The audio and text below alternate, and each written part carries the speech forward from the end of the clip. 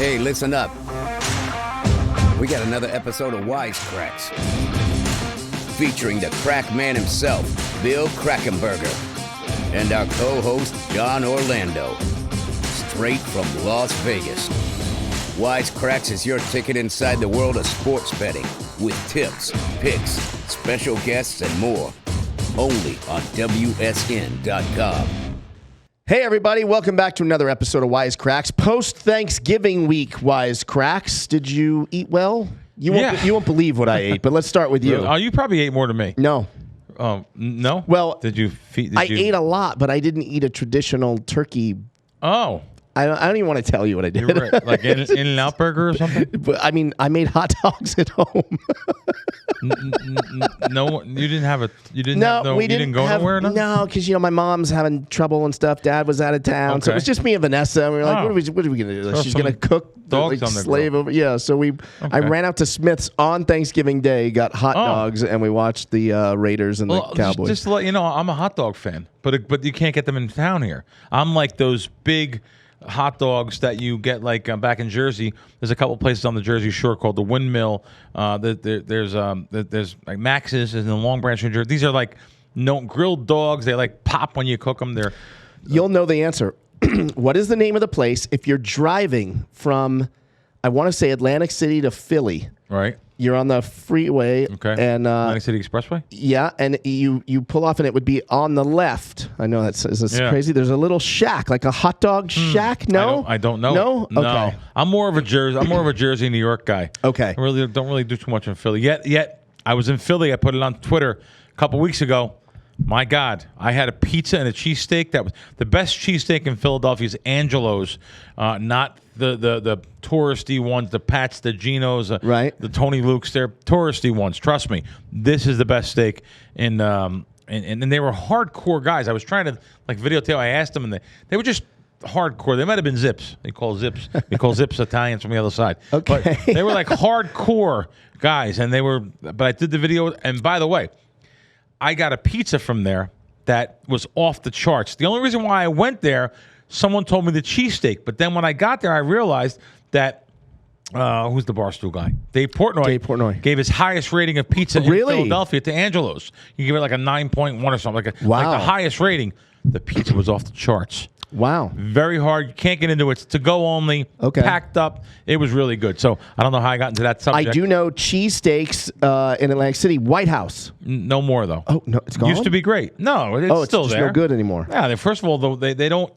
I like a hard, crunchy bread. Yep. They don't. They do a white. Toasty, they do a white doughy bread. Doughy, no good. So and they have good. They still have decent cheesesteaks, but I'm done with that place. They use beef cold cuts. I'm done with them. No good. I'm done with the White House. I'm glad you told me. Yeah. So anyway, you had hot dogs for Thanksgiving. I had hot dogs. Nice. I had a regular. My friend in town here, who I'd love to get on the show one of these days. Boy, he's the guy that owned.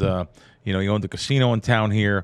He lives in a nice penthouse up top of Turnberry. I want to get him. I know him, right? I met him. Yep. You met him. Yep. I'd love to have him. I'd love to have him. His he stories. Won't do it? He's 80 years old, and his stories that he has. He's 80, but he's 55. I mean, he looks young. He talks young too. Yeah, I mean, he was telling some Tony Spilotro stories at dinner.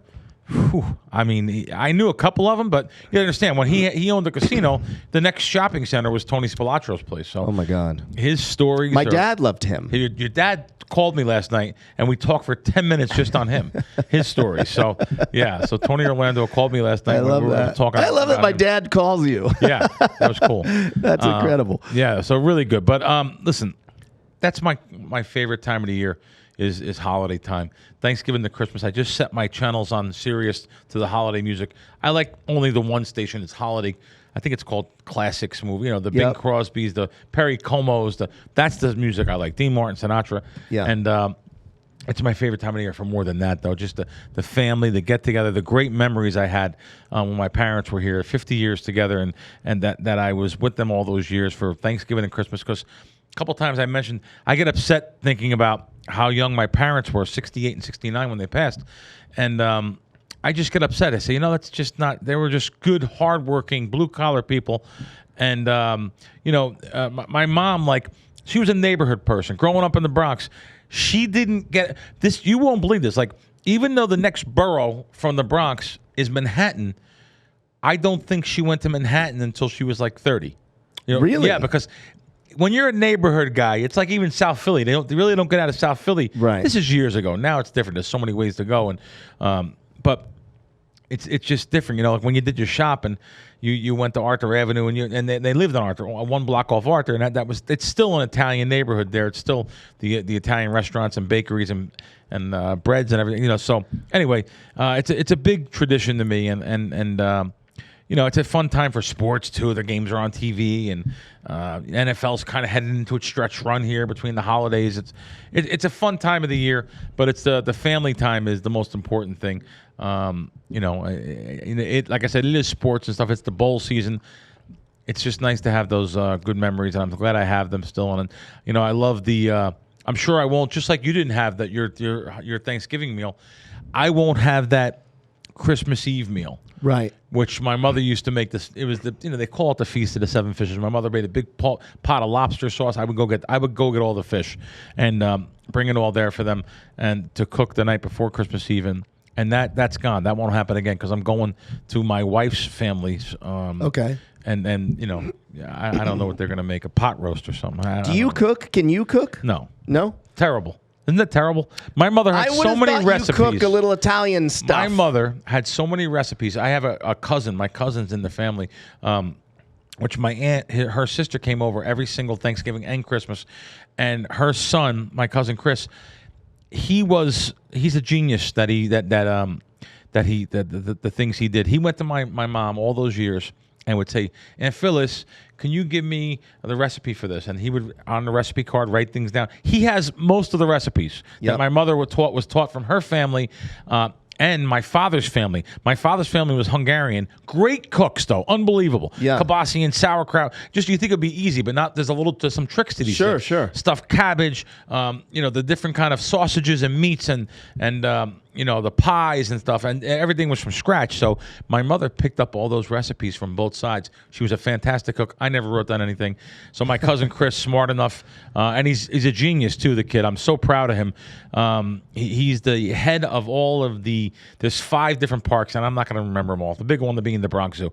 The Bronx Zoo, the aquarium, the botanical gardens, and I forget the other 2. He's the head of the ticketing for all of them. He's got a big job. Went to college. They put him through college as he was going there. He's been working on the zoo for years. Just really smart. You don't find people, either you're street smart or you're book smart. It's very hard to be both. Right. And Chris, you're one of them. So, well, Vanessa and I, one of our favorite shows, you're going to laugh, is this show called The Zoo on Animal Planet, and it's about the Bronx Zoo. Oh, wow. That's where they do it. Wow. Well, if you ever need a connection there, he gives. He's so good. I asked him for like 50 tickets. I said I need 50 tickets and full park passes for charity. And he said, "Yeah, just tell me. Here's the information. You come down." He's so good. That's amazing. He's so good. Well, yeah. Well, I'm very excited about our show today. We've got an incredible guest. We've got junior welterweight fighter. His nickname's the Prodigy, and for good reason. This guy's 21-0. And he'll be fighting on the Jake Paul card. And I speak of Liam Paro. Yeah, will be joining us later with his trainer, Steve Rowlands, also, who I guess is friends of yours. Yeah. No, this was a nice connection I made here, and I hope this kid wins so bad. He's 21-0. He's unbeaten. Yeah. He's fighting for this is the biggest fight of his life. So we're really proud and happy to have him on. Yeah. But before we get to that, let's talk a little college hoops. Some big games last week here in Vegas. Was the largest attendance at a college basketball game here in Vegas. Yeah, Gonzaga Duke. Gonzaga Duke. I didn't go. I have no interest. I'm so weird. I just have no interest in going to games. Me neither. Anything. And I have great connections to get tickets. Yeah. Luxury suites, things. It's just not me. It's just not. I'd rather go to now. When it comes to shows, totally different though. You probably don't notice about me. I love going to actual production shows, Broadway type of shows. Got it. Musicals. I love Love. How about that? Love, the show at the Mirage. I haven't seen that.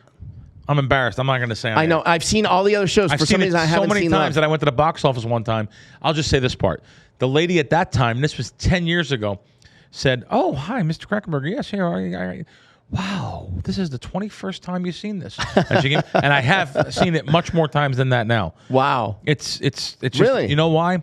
I sit in different seats. It's very addictive to sit. It's such a giant production. You could see it in one area and see it and pick up things. Yep. And I love the music. I became a Beatles fan because of Love. I was never a Beatles fan. They were okay. Now I absolutely love that soundtrack. I love the Beatles. That's funny you say that. I became a Queen fan because of the movie. That was a great. Oh, this movie. Yes. Because I became more of a Queen fan after I seen a Broadway show, and I forget the name. It was based on Queen. The music was Queen.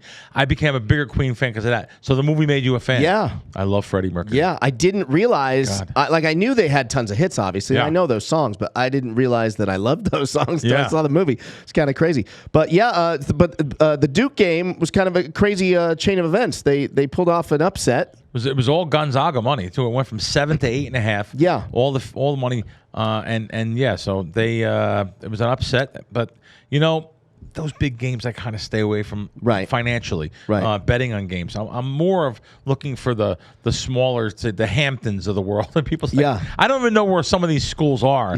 Look, literally, I hope I have it up. Yeah, I do have it up. Okay, good. Today, I was looking at a game today. Let's see. I was looking at Winthrop, and I'm thinking, Winthrop's playing Hartford. Now, I'm thinking to myself, well, let me see what they are. I just wanted to see what they are at DraftKings, FanDuel, some of the places that are around the big companies. And I couldn't find the game. And I'm like, well, it must be in New Jersey or something. But it's not. So, because you can't bet. That's one of the most ridiculous things. You can't bet on any Jersey school. But if, like Winthrop playing in New Jersey, if anyone's playing at one of those little tournaments in Jersey, you can't bet on any teams playing in Jersey. So they had some tournaments there recently. When I was there, I could not bet on them. So I don't even know where a lot of these teams are. That's like that here too, right? Can you bet on UNLV? Oh, here? you can't. You can now. You can now. Yeah, you can. Oh wow! When they first, I think you're right. Yeah, they weren't. At some point, you bet. couldn't. I think. You're Right. you're absolutely right. But I looked to bet these smaller schools. Yeah. American. You ever hear of them? No. Team called American. I think That's a they're- school? Yeah. American College? American College. Yeah. It's in America. Yes, American. There's some. They're obviously like these little teams. They have bets on. You could bet on Chicago State. I mean, these are schools I really don't know. Central Connecticut, Mercer, Kennesaw State. Yeah. I'm not looking to bet on UCLA's, and I will once in a while, but Right. Dukes and the Gonzagas of the world, they're covered too much by the media. Right. They're the ones that the guys on ESPN, the guys on networks, they're the ones that are in the media. I have almost no interest in, but I will watch them okay. My friends come into town, they want to watch a Right. game. That's going to be the biggest game on TV. Back east, when I go back east with my buddies, a Villanova game or whatever, maybe that's going to be on TV in Atlantic City. So they're going to be the games they're going to be on. I'm going to be watching them with my buddies. So it's pretty wild. So Duke pulls off the upset, then they turn around their next game. They lose to Ohio State. Can you explain how this happened? The highs and the lows. Exactly what I mean. It's exactly what I said in that game. Now there's a Ohio State. Duke comes off beating the supposedly best team in America. Right. And they're I think they were 4-point favorites at Ohio State. And it's funny, I seen the score a couple times, and I thought Duke didn't have it in hand, but they were up like 7 points or something. And I find out at the end of the game that Ohio State beat them. So it's almost like the NFL. Any given Sunday, these Right. in the NFL, the big teams, I would think, not as much as the NFL, but the big teams is literally any given day, and anything can happen. So it's the reason why I really don't look to bet a lot of those marquee teams. Yeah.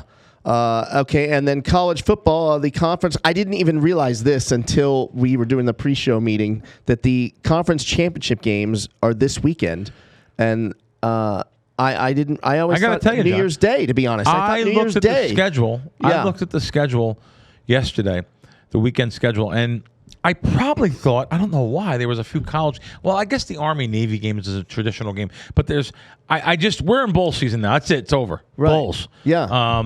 So the season wins that you look at and stuff, they have been decided. And yeah, we're in a bowl season. It's amazing. Some of these. They went crazy with the bowls, though. Some of these teams are like 6-6. You get in a bowl. I mean, listen, it's just money grab, right? It's just marketing. It is. It's a money grab too. 6-6, you're in a bowl. Yeah. So I stay away from some of these though. Sometimes I stay away from some of the bowls, but other bowls I will play. So the Pac-12 championships is here in town. I actually need Utah to win. I give out a future at 7-1 for Utah to win. The Pac-12. That's this weekend. Yeah, that's here Okay. in Vegas too. So Now, will you go to that or no? No, but if Oregon is winning, I may have to go pull the plug. Yeah. But like fourth quarter, pull the plug. That was done here. I'm not going to mention anything really. Giant controversy years ago that was done in this town. Have you heard about that? No. UNLV, never heard that? No. Giant controversy. I'm not going to talk about it here. Yeah. No. Okay. Google it. I can Google it. Yeah. Oh, yeah. I think so. Yeah. Wow. Interesting. All right. Yeah. And then big news this week. There's another thing I didn't realize. So Omaha's Lincoln Riley is headed to coach USC. He signed a $110 million deal. Is that a misprint? Am I seeing that correctly? It's amazing how much money that these colleges. Belichick doesn't make $110 million. Now, I just don't understand. Like, so.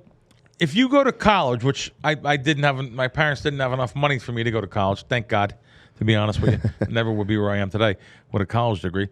Not that I'm against college either. I do another show. One of the shows I do during the week.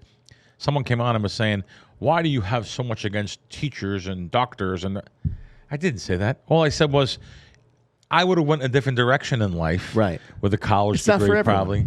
I couldn't make as much money as I make now, but in sports with a college degree, unless I was like a CEO of a company or something big, of course.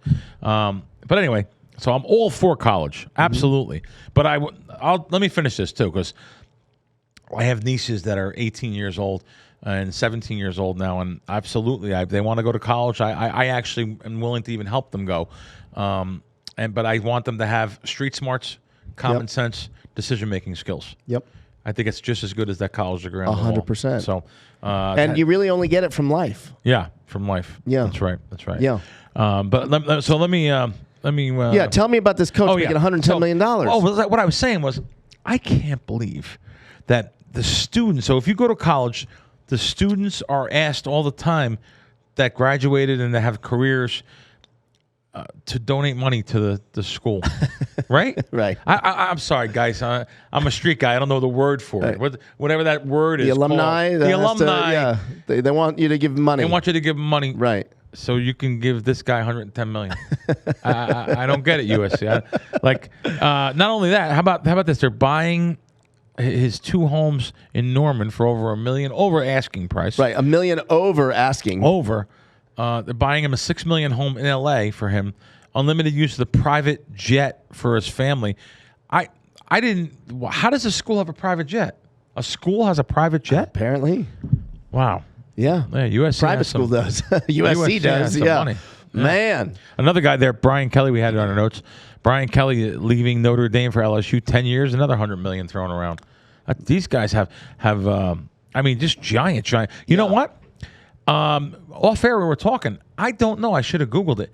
The contract that was given to Lincoln Riley may be bigger than any NFL head coach. I don't feel like there's a $100 million head coaching deal. Maybe I might be wrong. Yeah, I mean, there was for 50, Gruden. 60. Yeah. But, wow. Yeah. Wow. Gruden was the highest paid. He was the highest paid. Wow. Yeah, I think. Yeah. Well, wild. Okay, well, that's a good segue into the NFL. So 2 to 3 weeks ago, we were talking about, or everyone was talking about, the Titans, the Rams, the Bills were all like Super Bowl teams. And now a couple weeks later, the Rams lost 3 in a row, and the Titans having some problems. And yeah, I mean, the tides have changed. Yeah, right? It's Derrick Henry went down for the Titans, and after they beat Buffalo on that Monday night, I thought they were not. I thought a lot of people thought maybe they were like one of the best teams in the NFL. Buffalo, of course, was originally picked to be the best team in the NFL this year coming in, and they were great. And then they ran into the unbelievable Jacksonville Jaguars. It's funny. Yeah. They lose to the Jaguars, then they lose to the Colts. This year is up and so now here we are. This is week 13. Am I correct? I hope I'm right. Yeah, week 13 here. Now the two favorites, the latest flavors of the week are the New England Patriots. Yep. Green Bay Packers. Yeah. Number 1 and number 2 team. The Packers looked like they were finished a few weeks ago. Remember, like right before. Look at the first week of the season. Drama. Didn't they lose 35 or 38 to 3 versus lowly Saints? Yeah. I mean, who aren't even going to make the playoffs? It's that old any given wild. Sunday. Anything can and will happen. That's really. Now the Raiders beat the Cowboys on Thanksgiving Day. There's a perfect example. Raiders, they're home to the Bengals. I don't know what they lost by. Approximately, I don't know the actual score. 30 points. They lost like 38-3 or 35-10, whatever it was. So they lose They get destroyed by the Bengals at home in Las Vegas. Go on the road to supposedly one of the best teams in football, the Cowboys, as a 7.5-point dog, and beat them outright. Yeah. I don't understand. That's your team. Yeah, it's my team. I thought I made a bet back in New Jersey. I seen good odds at one of the sports books. I made a bet for the Cowboys to win the division at minus 160 or something. And they're still the favorite to win the division. Yeah. They're even a bigger favorite. But now that I'm seeing early in the season, the wise guys were betting Washington, by the way. I see Washington winning a couple games here and there. This is a big weekend game here, obviously, for the Raiders. I guess Washington Raiders. I just don't know. I don't have the confidence in my bet that I did when I bet at minus 160, which is a bigger favorite now. But this just goes to show you that the NFL, anything can happen. Yeah. We were also talking before the show started about you got to be able to run the ball down the stretch. Yeah. The teams that can run the ball, passing's fun and gets you on highlight reels and stuff, but you got to be able to manage the clock. Right? Yeah, no, it's this is the time of the year that literally you have to show. This is for real now. Yeah. You're getting into week 13, 14, 15. We're going to 17 this year. If you're in a playoff hunt, you really want to grind it away here, any way you can, whether it's passing, throwing, anything. So, interesting. So I have a question here for you. The Detroit Lions have a goose egg. They haven't won a game yet. Okay. The prop bet, will they win a game, I think is plus 250 or something like that. Does it make sense if you believe they're going to win a game this season, is it better to take that prop bet at plus 250? Or I feel like the strategy would be, let's just use $100 as the example.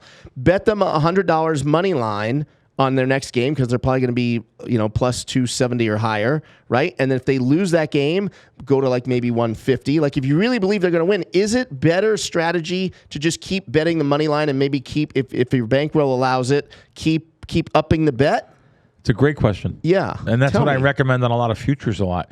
Rather than betting into a big juice future market, why do that when you can bet the money line and parlay your bets? Or, you can literally, I think you can make money doing that too. That's with a team that you think is going to win, and you're going to parlay the win. You just ride them all year? Yeah, this you're saying you almost have that double up, triple up thing. Sort of, But if they lose, you're losing more than one unit. Right. So whatever that one unit was, you have to divide it by, let's say there's 5 games remaining. Divide it by, 5's not even right because you're doubling up. So you could divide it by whatever, 10 or something, and bet the money line each time, and maybe catch a lightning in a bottle there when they maybe face Seattle or something. Right. So interesting. Yeah. Okay. Pretty I good. like that.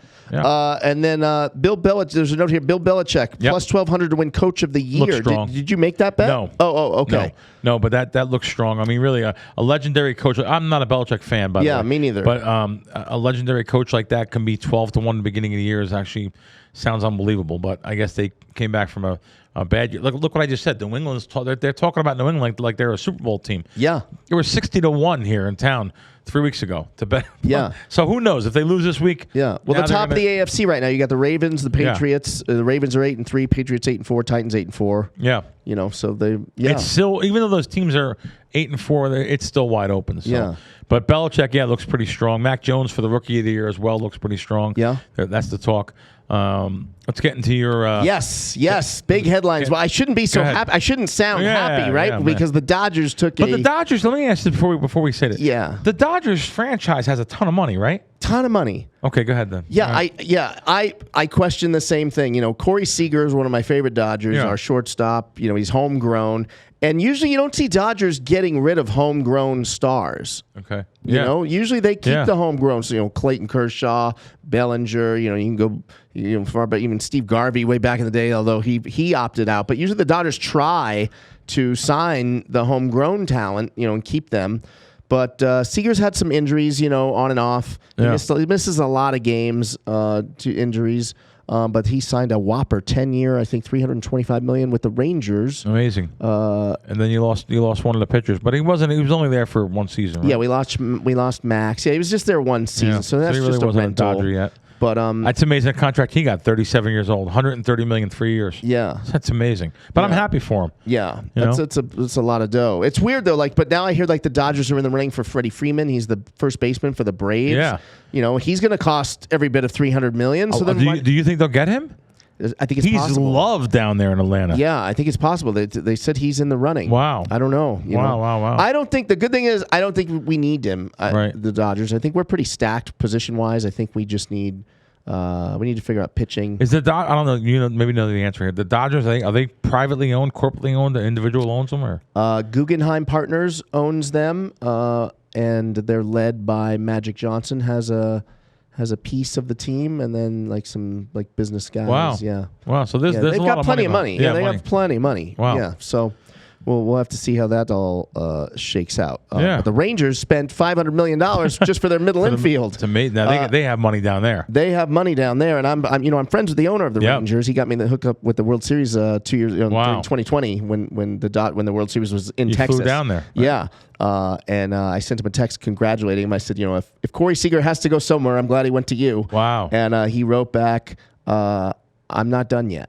Wow. So I don't know what that means. There's more. There's more to come. Yeah. Wow. Yeah. Well, there you go. Hopefully the Rangers turn into a team there. Maybe you get some tickets for the World Series again. Yeah. All right. It's time for our hot takes segment. I just caught a glimpse of the notes there. You want to lead off? Sure. And this is nothing against the guy. I just do you think Nate Diaz can spell UFC? This is a question that could get me into trouble on the street. I know. Yes, I do. I like that. That's a fun one. Here's what I'm going to tell you. I heard, I have a lot of connections over there at UFC. Yeah. And so I get a lot of inside info. I actually heard, I'm going to out him right now. I heard from a very reliable source, I won't say who, that Nate Diaz is actually one of the most brilliant actors in the company because he presents himself as a hardcore gangster, and he's actually a very dedicated family man, nice man. And, good for him. Yeah. So there's that. I didn't want to ask you that. So yes, producers, yes, he can. Yes, he can. All right, what do you got for me? I've got one for you. Now, is there any teams that you just won't bet on? I know you don't have favorite teams, but are there teams you're like, nope, I'm out? No, I don't have that, but I do have, you'll be surprised to know. I'll bet on anybody, but it seems like to me over the years, whatever decision I get into on anything involving the Yankees, either side, I lose. Now listen, that's just a superstition. It's a return to the mean, which will happen eventually. But it just seems like anything I do with the Yankees, both ways I lose. Does that make any sense? Yeah. You have a team that you're like, I can't figure out. Every time I bet the Dodgers, I lose. Every time I bet against them, whatever. That's my yeah, for sure. That's my kryptonite right now. That's how I am with the Eagles or the Redskins. If I bet on a game involving them, either for or against them, it always goes the other way. I can't seem to get it right with those two teams. There we go. I don't know why. All right. Well, listen, guys, you've heard all the wisdom from the Crack Man over the last few weeks. He's been on fire. Be sure to download the Crack Wins app. It's on Apple. It's on Google Play. You can start winning today. I've got friends that are doing it. I get the calls all the time. NFL, college football, golf. Golf's coming back soon, right? Yep. And minus Tiger, but you've been having some very early success with college basketball. That's have you not? My wheelhouse. Yeah. College basketball has been great. It's a great start to the season. Hitting, I don't want to say the number because it's a short period of random sampling of games, but I have had 60% seasons, which is unbelievable. Yeah. And you always say to win, you need to be 52.38. 52.4 rounded up. Okay. 55 on Jimmy Vaccaro on Action said something right. 55% is a great season. So we're hitting at a ridiculous rate of over 61% right now, almost 62%. Wow. It's just, it's college basketball. It's really the wheelhouse for me. I'm always on the right side of the number. Explain what that means. What that means is the closing line value, which is a beaten up subject on Twitter and stuff. And I'm not one of the guys that are really so much into closing line value. I'm into more of the winners. But I know by beating the closing line opens up 6. It closes when they tip off at all the sportsbook 7.5. I know I have the best of it. The closing line value when I bet it, or me or my guys at Crack Wins bet it -6. It's a great. In the end, that's got to equal money in the end. But a lot of the games I'll bet, especially late in the last hour before game time, they don't move as much because that's kind of maybe me being a little contrarian sometimes. So a sportsbook will have a good amount of money on a team, and I'll come in and bet maybe the underdog, and I'll send that to my Crack Wins followers and subscribers. The underdog, they don't tend to move as much because they probably need that money a little bit. They're trying to even off their books a little bit. So it's been one of our best months ever, though, at Crack Wins. And now is really the time when you got bowl season, NBA, NFL. Yeah. Doing great this year on NFL. It's the first half extra work totals. for you right now with all these sports in play, right? It is. I'm It's glad a the lot. bowls are here. I'm glad it's not weekly games in college football. So I'm glad we have. We're really looking forward to this. The next 6 to 8 weeks has been really good for me normally too. Yeah. In college basketball, so I'm happy with the start.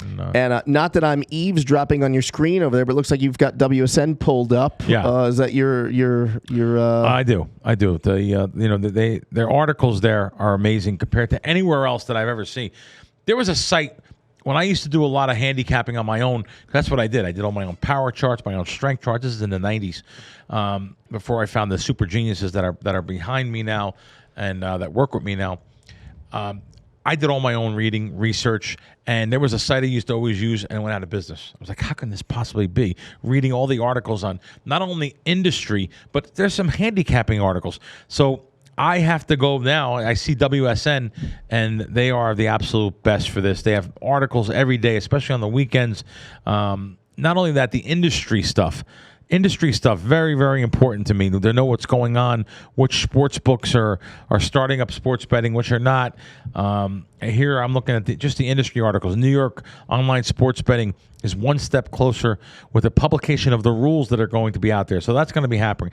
PointsBet now offering online sports wagering in Virginia.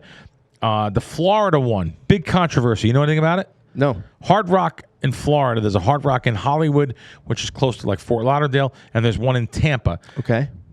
Even though that nothing has passed about sports betting was legal there, they decided to book games in-house. What? They're, Indian law or whatever it may be. Oh. Yeah.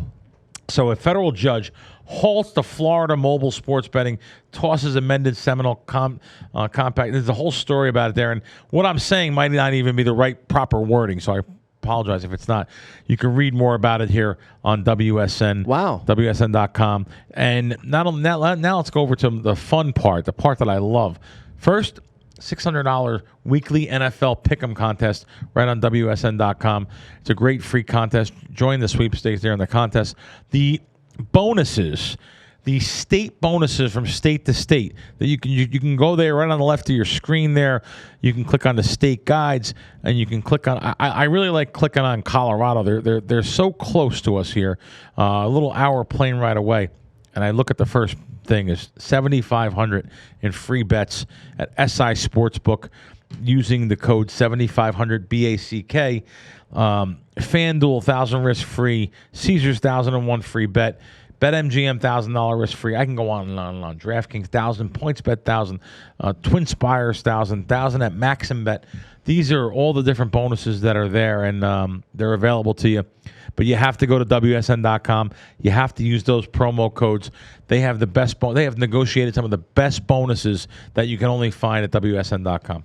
All right, Crack, I'm super pumped up for our guest today. We've got undefeated Australian boxer Liam Paro. He's 21-0. He's got 13 KOs. He's facing arguably the biggest fight of his young career when he goes up against world-ranked Puerto Rican Yomar Alamo, who's 20-0 and won. The fight will be on the undercard of the Jake Paul-Tommy Fury fight. This is huge, Crack. On December 18th, it's going to mark Liam's debut on a major U.S. card. He's joined by his trainer, Steve Rowlands. Guys, welcome to Wisecracks. Thanks for having us. How's it going? Good. Thanks for coming on, guys. Really appreciate it. No problem. Last minute we called you, text you yesterday. You guys came right on. Boy, you don't know what a big fan you have in me right now. So listen, you don't have to be a mathematician to know this is a giant fight. Obviously, this is your first fight in America. You're 21-0. Your opponent is 20-0. So somebody's O has got to go. That's an old saying there. This is obviously the biggest fight of your career. How has training camp gone, guys? It's gone unbelievable. We've had a perfect training camp. Steve's put in unbelievable work with me, and it's going to show December 18. This is the US debut I wanted. I'm 21-0. I want to come over here and bust into the international scene in a big way, and no better way than against a fellow undefeated fighter. And putting our 0 on the line, and it's going to be fireworks. Awesome. I actually was reading, and our mutual friend has said that you've had some really good sparring partners, one of which is Shakur Stevenson, which I had to Google to make sure. I was like, is Shakur sparring this? With other people, I didn't even know he would do such a thing. Tell us about your work with him. How was that? That had to be unbelievable. Sparring with him.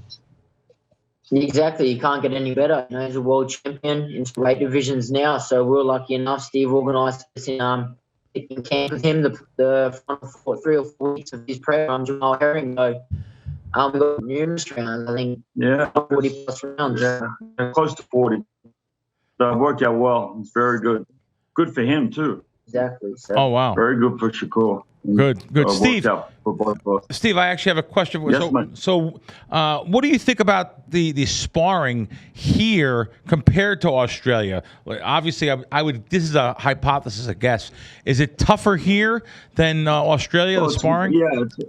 It's much tougher here. The quality and the the level is the highest level out here. Every kid that you spar with is good, whether they're amateur or world champion. So got to be on your toes, and this is what is going to make Liam a much better fighter down the stretch. So we've been sparring pretty good guys for this fight, and Liam's been holding his own and then some. So, someone like Devin Haney and Rancis Bartholomew and Shakur, and right now we're working with Kenneth Sims, who's I think he's top 10 as well. Wow. Junior welterweight. So we're doing pretty good. That's some unbelievable names there. Haney, Bartholomew. This is giant names. So that's great that he got some work with that. Liam's been here for almost 11 weeks now, 10 weeks. So we didn't know when a fight was going to come up on a certain date. So we were just training pretty good, like not really going too hard, just sparring with certain guys and learning and doing well. And then we got the date. Then we had to really step it up and start the training then. So it's gone well. Wonderful. Hey, Steve, to your point just now, you just mentioned that the quality of the sparring partners down there is better. I'm a huge MMA fan, and it speaks the same. It echoes what you're saying. It seems like Australia, New Zealand has been a factory now over the last 4 or 5 years for incredible fighters. What is going on down there that makes combat athletes just seems to be better? Well, I think everyone's tough and hungry, and whether it's MMA or boxing, and there's a lot of good Aussie boxers come through the last couple of years. You saw last week George Kambosos winning the undisputed lightweight title. So then Liam's up next, and there's a couple other really good kids coming through, and I know MMA has quite a few as well. So the Aussies, they're coming in both sports. Yeah, and Liam, question for you. Obviously, both the Paul brothers, huge YouTubers, now turned boxers. Jake seems to be, the one maybe that takes it maybe a little more serious than Logan. But how did this come about that you got on the card? And what are your thoughts on the Paul brothers? Like I started off as a naysayer, and now the last over his last performance, I said I think it's time that we have to accept that Jake Paul's a boxer and stop calling him a YouTuber. He's a boxer. What are your thoughts, Liam? Exactly. It's definitely 4-0. And first of all, I want to thank them for the opportunity to showcase my skills. This is the biggest stage in boxing. So to have my US debut on their card is unbelievable. I'm truly blessed for the opportunity. It just happened. We're over here. We come over here on the training camp. And this fight just eventuated. My team, Ace Boxing, back home, and have been in talks. Steve, it's all just mixed together perfectly, and we were looking to end this trip with a fight, and it happened at perfect time. It's going to be a perfect 12-week camp by the time the fight comes. So it's just the icing on top of the cake, and yeah, it's happened. So I'm just excited. I can't wait to take this opportunity with both hands. It's a huge event. I mean, Jake's just got massive, and he's starting to get better every single fight. And the last Woodley fight, he went 8 rounds and he boxed really well, and so he's learning on the job. And I mean, I didn't like him at first. I was like, who the hell's this guy? Then Bill, our mutual friend, we love him now. We think he's awesome. And then when we got on this show, we're like, yeah, this is great. It's the big show. So we're very lucky, and it's going to be good. That's great. That's great. Steve, let me ask you. You talked about the Kambosos fight last week. Teofimo was 16-1 favorite in that fight here out in Vegas. Just unbelievable upset there. And, he's going around the media, the gyms, even at the fight, you could see what he did, saying he was robbed.